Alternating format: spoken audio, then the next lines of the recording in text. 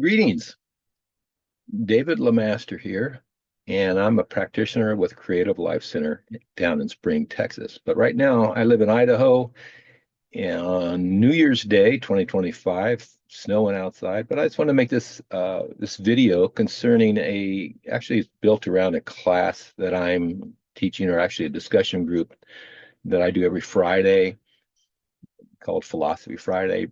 And so this particular topic that we're going to be talking about this week, one of the things has to do with the store the song lines, different song lines in our lives that have meant something. And when I got to thinking about that, it the term song lines really spoke to me.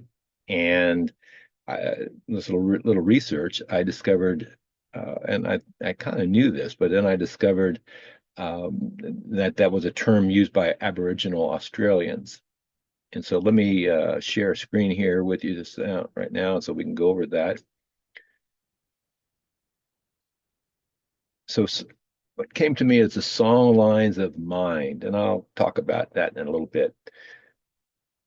So for the Aboriginal Australians, and this is in a very tiny, itsy bitsy nutshell, something incredibly deep and profound, no doubt, but the song lines symbolize a deep connection to the land and ancestral knowing, cultural identity within the communities. And it represented the path that when they traveled across Australia, um, within them, they were able to perceive these song lines of navigational pathways between these vast areas in Australia that included geographical marks, landmarks, stories, natural features. And be honest, we can't even tap into that because we're not of that culture, or have been raised with that depth of understanding of their philosophy. But I wanted to use this in a little different context, and within within the context of this philosophy that I embrace, and those who participate on Friday is it's called the science of mind.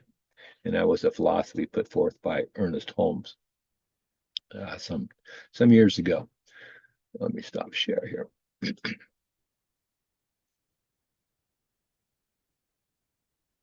All right. So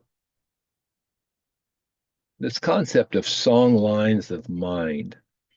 And so let me first tease out what we mean, what in this philosophy, and what I mean here by mind. Ernest Holmes used this terminology in the philosophy, the science of mind. Well, it took me decades to understand what he was talking about.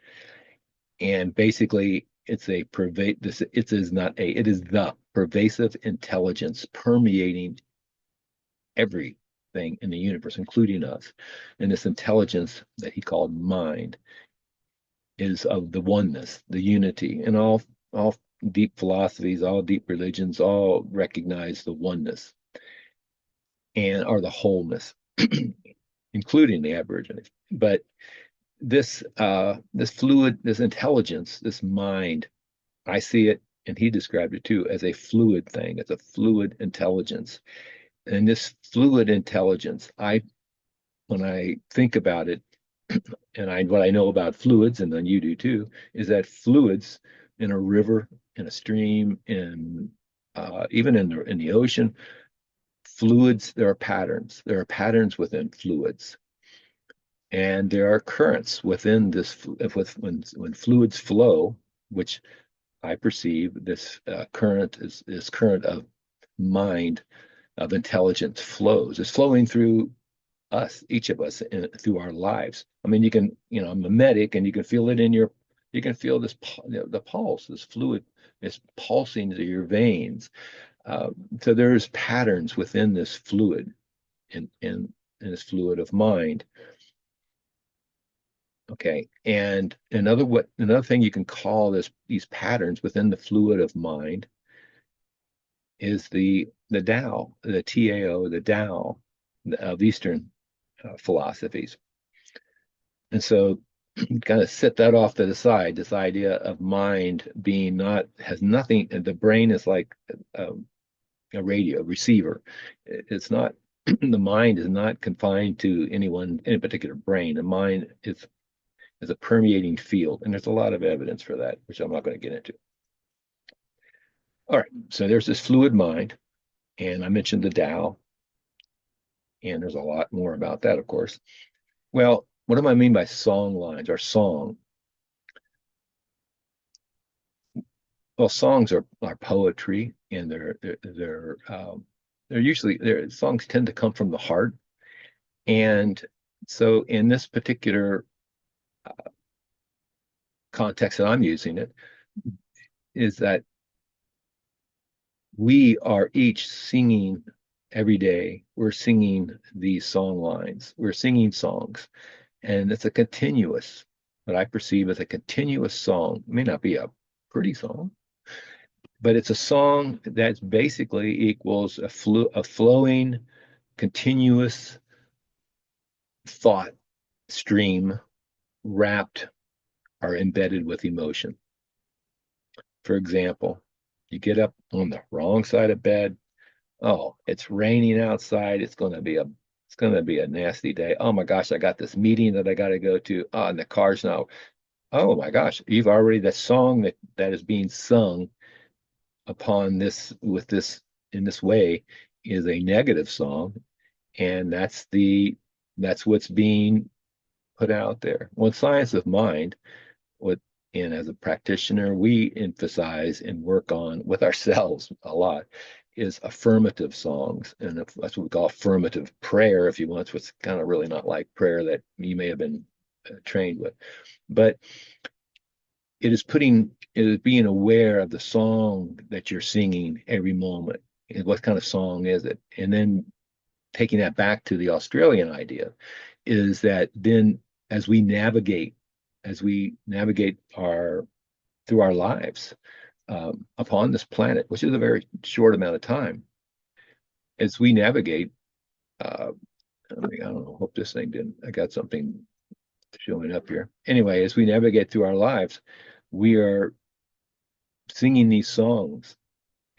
And in this philosophy, in others, as we understand the law of attraction, is that the songs that you put out there, these song lines, this continuous song line that you put out there, comes back just like a boomerang. Oh my gosh, that's also Aboriginal.